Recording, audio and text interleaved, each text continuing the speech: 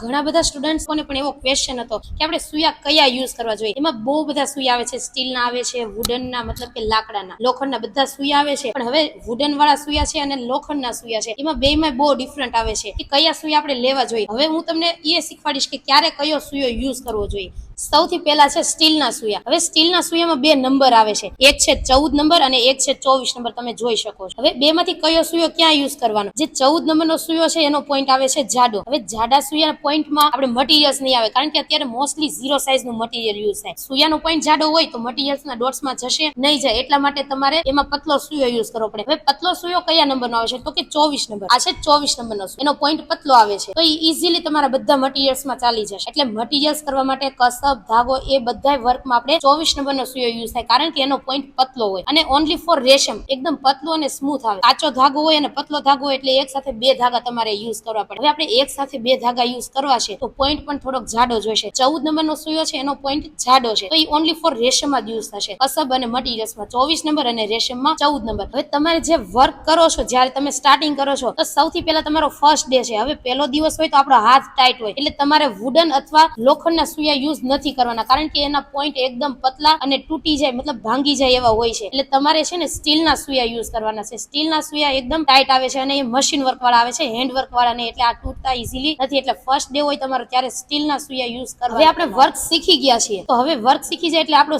હાથ એકદમ સ્મૂથ અને ઇઝીલી આપણે વર્ક કરી શકીએ છીએ। હવે વર્ક થવા માટે પછી આપણે યુઝ કરવાના છે વુડનના સુયા। હવે વુડનના સુયા શું કામ? તો તમે મટીરિયલ આ સ્ટીલના સુયામાં લેશો ને તો તમારો એટલા પોઈન્ટ સુધી મટીરિયલ આવશે, વધુમાં વધુ 6 અથવા 7 મોતી અથવા વલ લઈ શકો તમે, પણ એની જગ્યાએ તમે વુડનના સુયા યુઝ કરો છો તો એના પોઈન્ટ એકદમ પતલા અને લાંબા આવે છે, તો આમાં તમે ઇઝીલી બહુ બધું મટીરિયલ યુઝ એક સાથે ભરી અને એક સાથે વર્ક કરી શકો છો। એટલા માટે જ્યારે આપણે મટીરિયલ્સ કરીએ છીએ અને આપણે શીખી લીધું પ્રોપર, પછી આપણે વુડનના સુયા યુઝ કરવાના રહેશે। હવે લોખંડનો સુયો છે એ પણ જે પતલો સુયો આવે છે એ તમારે મટીરિયલ્સમાં યુઝ કરવાનો છે, ધાગામાં ને એમાં। આ છે આપણો જાડા પોઈન્ટ વાળો સુયો, આમાં મટીરિયલ્સ નહીં આવે, એટલા માટે તમારે જાડો પોઈન્ટ યુઝ કરવો છે જે રેશમમાં ચાલશે। જો આમાં પણ અલગ અલગ રીત આવે છે, આમાં પણ જાડા પોઈન્ટ અને પતલા પોઈન્ટ આવે છે। આ એકદમ પતલો પોઈન્ટ છે, જો આ એકદમ પતલો પોઈન્ટ છે ને, એમાં ઇઝીલી તમારું કોઈ પણ 0 સાઈઝનું મટીરિયલ હોય ને તો બી આમાં ચાલે। એટલા માટે આ છે ને મટીરિયલમાં યુઝ કરવાનો, એની જગ્યાએ આ છે એનો જો સેજ જાડો પોઈન્ટ છે, તો આ તમારે કસબમાં યુઝ તમે કરી શકો। મટીરિયલ્સમાં એનાથી પતલો પોઈન્ટ છે, આ તમે પોઈન્ટ ચેક કરી શકો છો, એકનો એકદમ પતલો છે ને એકનો થોડોક જાડો છે। આમાં જાડો છે એટલે આ રેશમમાં યુઝ થશે। હવે આ બધા સુયા છે પણ બધાના પોઈન્ટ અલગ અલગ છે, તમારે કયા વર્કમાં કયો સુયો તમે યુઝ કરી શકો એ શીખવા માટે તમે નીચે આપેલા નંબર પર કોન્ટેક્ટ કરી શકો છો, અથવા કોલ અથવા મેસેજ કરી શકો છો। Thank you.